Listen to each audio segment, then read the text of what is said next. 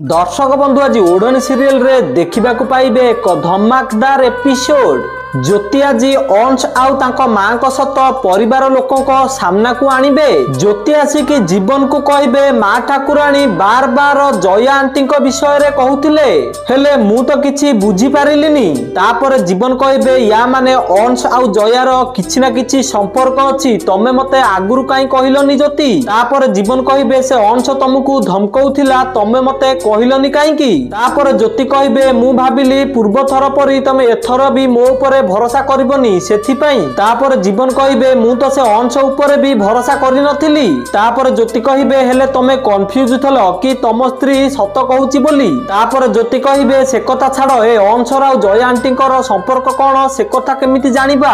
तापर जीवन कहिबे मु छाड़ी परिबिनी, तार साहस केमिति हैला तुमको धमकेइबाकू। से घरे आ गोटे सेकेंड भी रही परिबनी, ताकू मु धक्का देई कि घरु बाहर कर देबी। तापर ज्योति जीवन को रोकी कि कहिबे तुमको कोन लागुची तमे ताकू ए घर बाहर करदेले सी तुमको आउ थे बाहर कर पारिबनी।